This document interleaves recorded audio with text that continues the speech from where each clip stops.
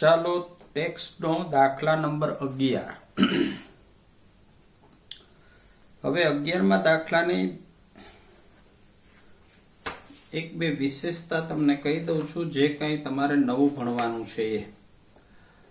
તમને દાખલામાં page number 81 ઉપર છેલ્લેથી ત્રીજી લીટીમાં વેપાર ખાતું જમા સાઈડ 61,800 આપેલા છે. મતલબ કે કાચો નફો તમને આપી દેવામાં આવ્યો છે. અગાઉ આપણે 8મા અને 9મા દાખલામાં 8મા અને 10મા દાખલામાં 8મા દાખલામાં તમને કાચો નફો આપી દીધો હતો. 10મા દાખલામાં ચોખ્ખો નફો આપી દીધો હતો. તો આપણે એનો મીનિંગ કર્યો હતો કે ભાઈ કાચો નફો આપી દીધો છે એટલે આપેલું કાચું સરવૈયું વેપાર ખાતું બનાવ્યા પછીનું છે, માટે આપણે વેપાર ખાતું તૈયાર કરેલું નહોતું. હવે આ દાખલામાં તમને વેપાર ખાતું જમા સાઈડ 61,800 આપેલા છે, એ કાચો નફો જ છે. તો જો તમને કાચો નફો આપી દેવામાં આવે તો મીનિંગ આપણે એવો જ કરીએ છીએ કે દાખલામાં આપેલું કાચું સરવૈયું વેપાર ખાતું બનાવ્યા પછીનું છે, અને સામાન્ય રીતે એમાં વેપાર ખાતું બનાવવાનું હોતું નથી. પણ આ દાખલામાં હવાલા નંબર 1 અને હવાલા નંબર 2 જે આપેલા છે એની એક એક અસર વેપાર ખાતામાં જવાની છે.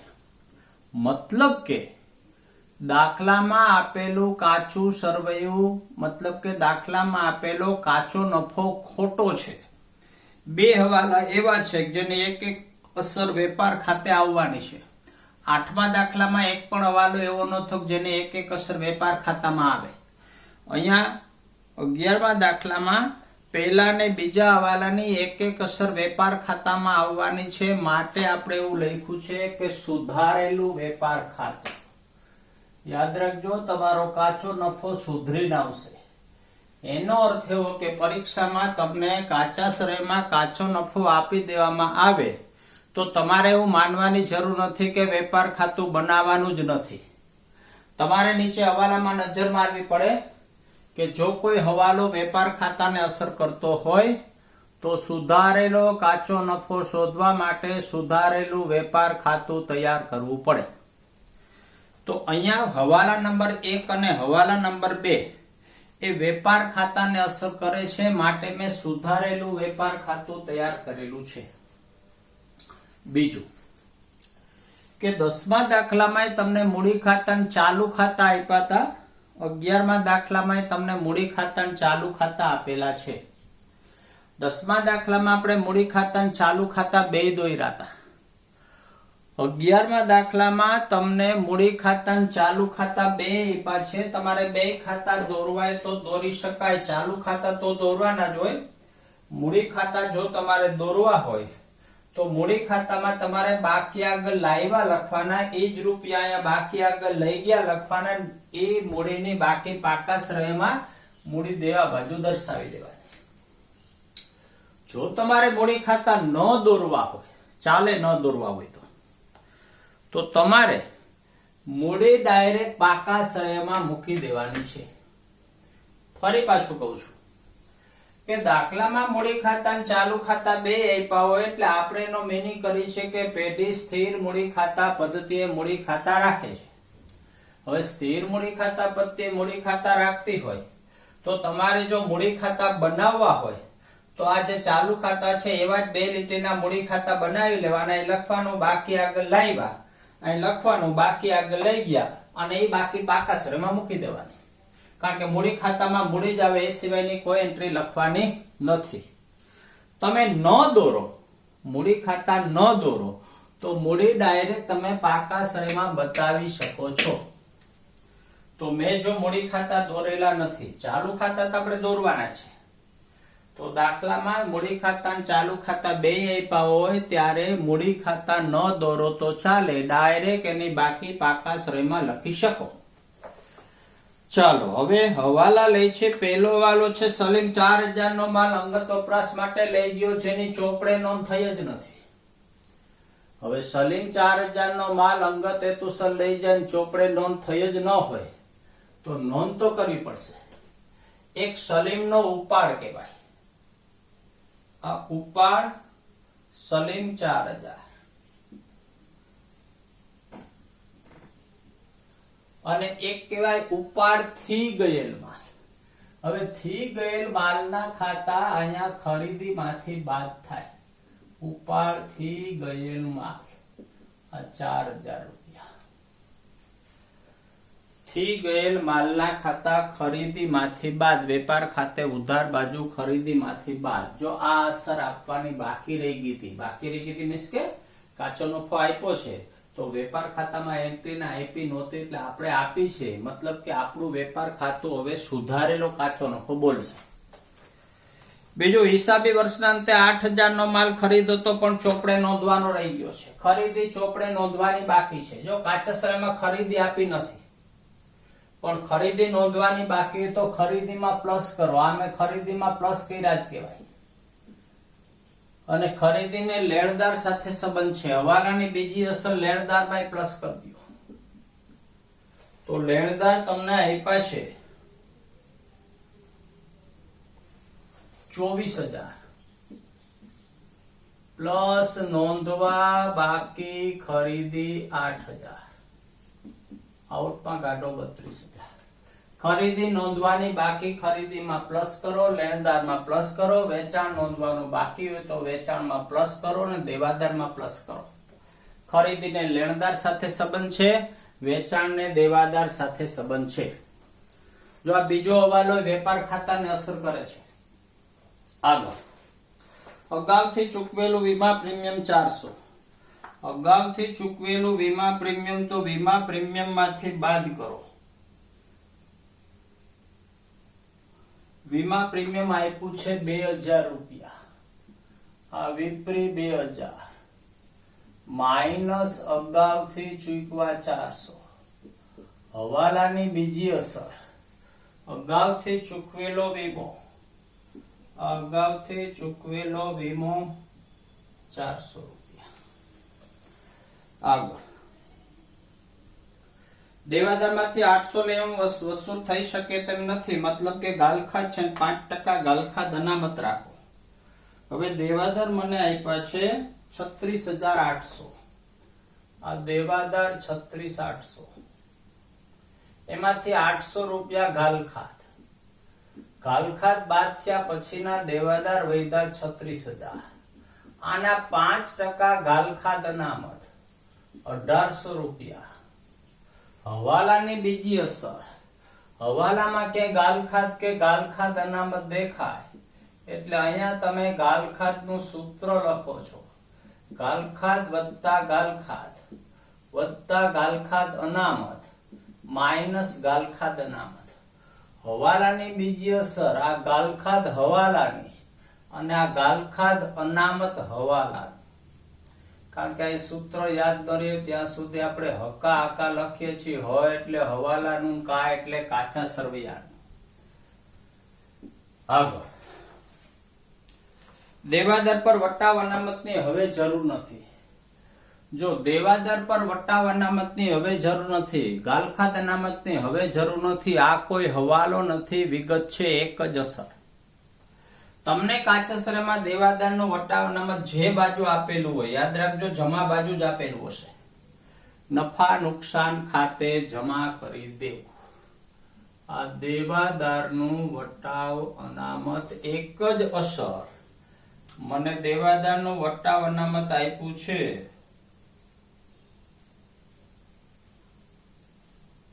760 રૂપિયા. આગળ, પ્લાન્ટ યંત્ર પર 20% અને ફર્નિચરનો 5% ઘસારો ગણો. હવે પ્લાન્ટ યંત્ર મને આપ્યા છે 40000. આ યંત્રો છે 40000. આની પર 20% ઘસારો માઇનસ ઘસારો 8000. આઉટમાં નીકળ્યા 32000. યંત્રનો ઘસારો, કોઈ પણ મિલકતનો ઘસારો નનું ખાતે ઉધાર. યંત્ર ઘસારો 8000 રૂપિયા.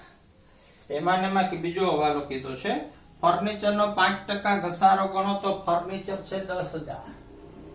આ ફર્નિચર 10000 માઇનસ ઘસારો 500.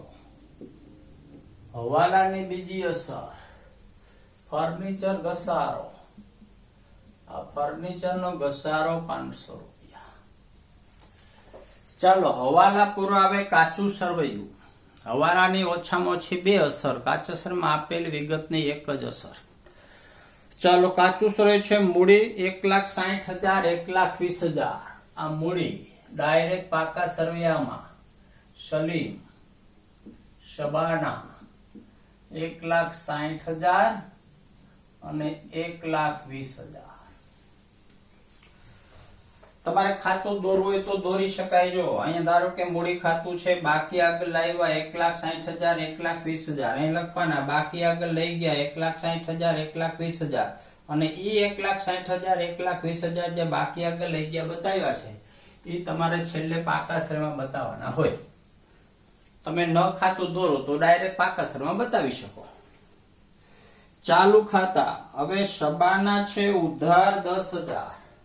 આ શબાના ઉધાર 10,000 બાકી આગળ લાવ્યા 1,416 બાકી આગળ લાવ્યા, અને અહીંયા જમા બાકી બોલે છે બાકી આગળ લાવ્યા. સલીમના જમા સાઈડ આપ્યા છે 40,000 રૂપિયા. ચાલુ ખાતાની ઉધાર બાકી પણ હોઈ શકે, જમા બાકી પણ હોઈ શકે. જે બાજુ તમને બાકી આપી હોય એ બાજુ તમારે મૂકી દેવી. માલ સ્ટોક મતલબ કે આખર સ્ટોક છે 54,600. આ આખર સ્ટોક 54,600.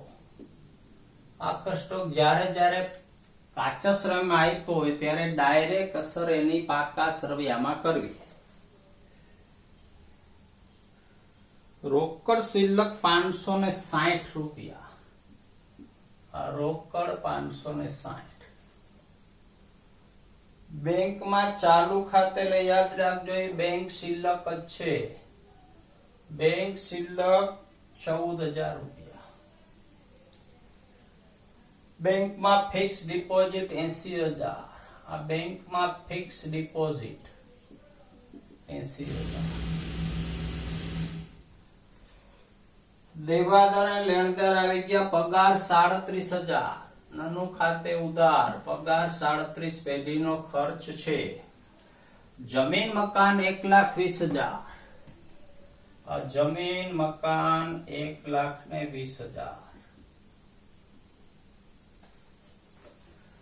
પ્લાન્ટ યંત્ર આવી ગયા, ફર્નિચર આવી ગયું, વીમા પ્રીમિયમ આવી ગયું. ભાડા પટ્ટાની મશીનરી છૂપો હવાલો.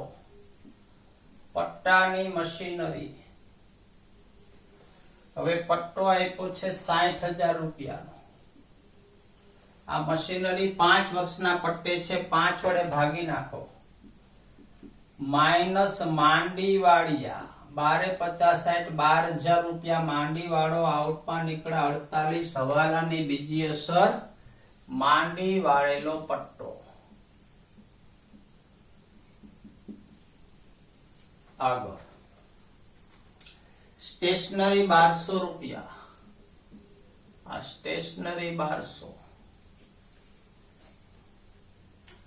ગાલખાદ અનામત. આ ગાલખાદ 400 અને ગાલખાદ અનામત છે 2,000 રૂપિયા. હવે સૂત્ર આખો આઉટમાં લઈ લઉં છું. આનું સાદુરૂપ આવ્યું 1,000 રૂપિયા. જાહેરાત 1200, મુસાફરી 800. જાહેરાત 1200, મુસાફરી ખર્ચ 800.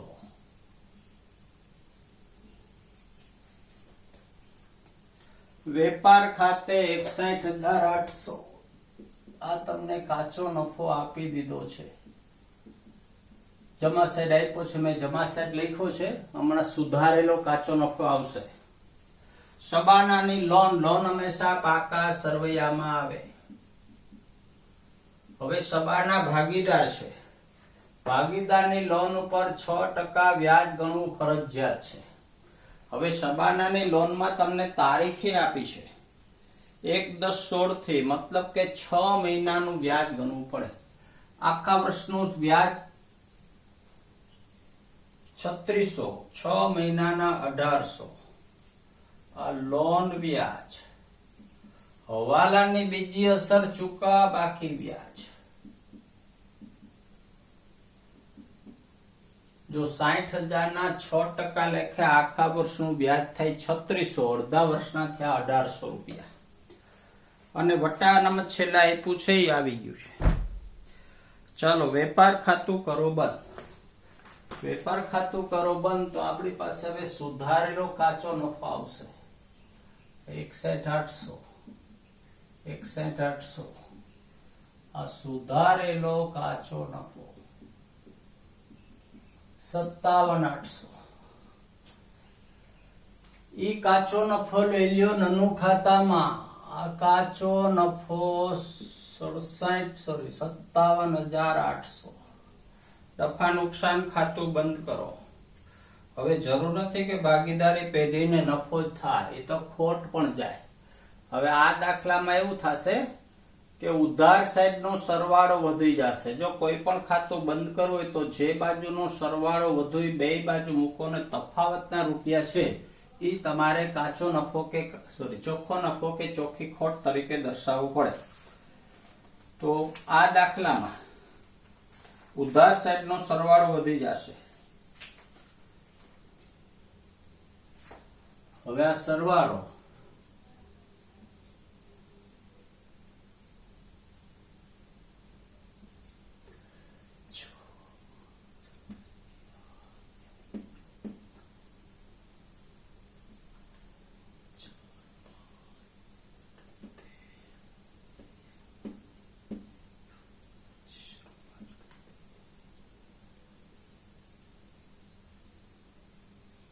$65,100 અહીંયા મૂકો 65,100.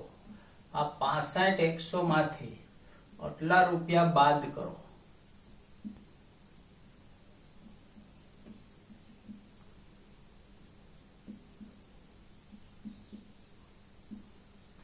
$65,40.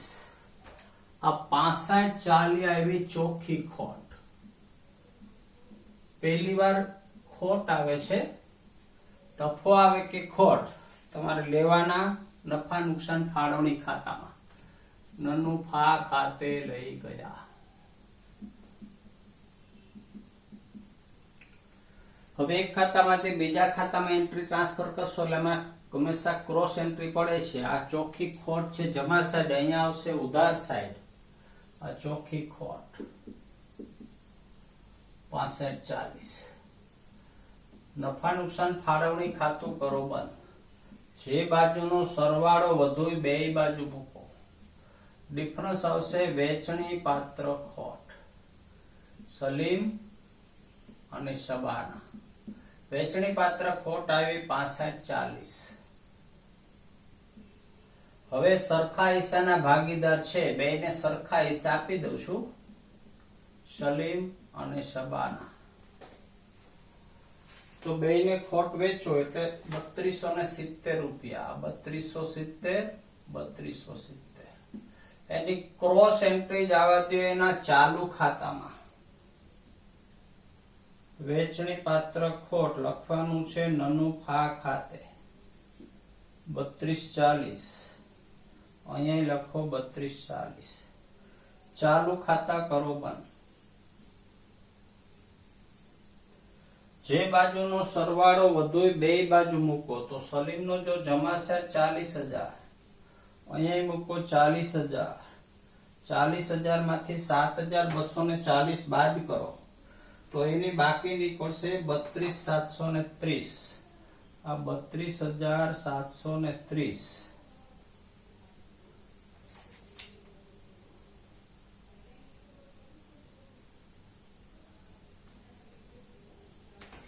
હા 3270 છે. 3270, 3270. બાકી આગળ લઈ ગયા. હવે શબાનાનું ચાલુ ખાતું બંધ કરો તો શબાનાને ઉધાર સાઈડનો સરવાળો વધી જશે 13,270. અહીંયા લખો 13,270. એની બાકી આ બાજુ આવે છે. બાકી આગળ લઈ ગયા 13,270 રૂપિયા. હવે એક ચાલુ ખાતાની બાકી આ સાઈડ છે ને એક ચાલુ ખાતાની બાકી આ સાઈડ છે. આને અગાઉના દાખલામાં બે બાકી અહીંયા આવી હતી. તો યાદ રાખજો જે બાજુનો સરવાળો વધુય બાકી કહેવાય. સલીમનો જમા સેટનો સરવાળો વધી ગયો તો એટલે આને જમા બાકી કહેવાય. તમે બતાવો છો બાકી આગળ લઈ ગયા ઉધાર સેટ, પણ બાકી કહેવાય જમા. શબાનાનો ઉધાર સેટનો સરવાળો વધી ગયો તો માટે આને બાકી કહેવાય ઉધાર બાકી. તો જમા બાકી પાકા શ્રેણીમાં જમા સેટ જવા દો ચાલુ ખાતું. સલીમ 32,730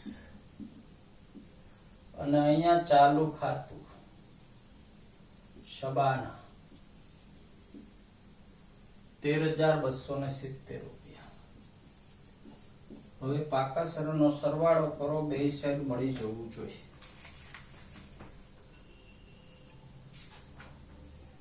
ચાલી 65,30 આ 40 65 30 40 65 30. જો એવી તમને ખબર ન પડતી પરીક્ષામાં કદાચ યાદ ન રહે કે કઈ બાકી કહેવાય, તો યાદ રાખજો જે બાકી છે એમને ઉપાડીને તમારે આ રીતે મૂકવાની છે. આ 13,270 32,730 એમને તમારે પાકા શ્રેણીમાં મૂકી દેવાના છે. તો ચાલો દાખલામાં 2-3 વિશેષતા ફરી પાછી કહી દઉં કે તમને કાચો નફો આપી દીધો તો છતાં આપણે સુધારેલું વેપાર ખાતું દોર્યું. શા માટે? તો કે હવાલા નંબર 1 અને હવાલા નંબર 2 વેપાર ખાતાને અસર કરે છે, માટે સુધારેલું કાચું સરવૈયું તૈયાર કરવું પડે. બીજું કે દેવાદાર પર વટાવ અનામતની હવે જરૂર નથી. જો આવું તમને હવાલામાં આપે તો એ હવાલો નથી, વિગત છે એક જ અસર. નફા નુકસાન કાચા શ્રેણીમાં જમા સાઈડ આપ્યા હશે, તમારે નફા નુકસાન ખાતાની જમા સાઈડ મૂકી દેવા.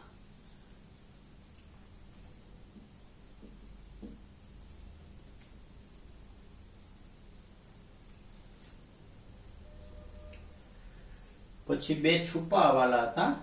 એક શબાનાની લોન પર છુપો હવાલો છે અને એક ભાડા પટ્ટાની મશીનરી પર છુપો હવાલો છે. ચાલો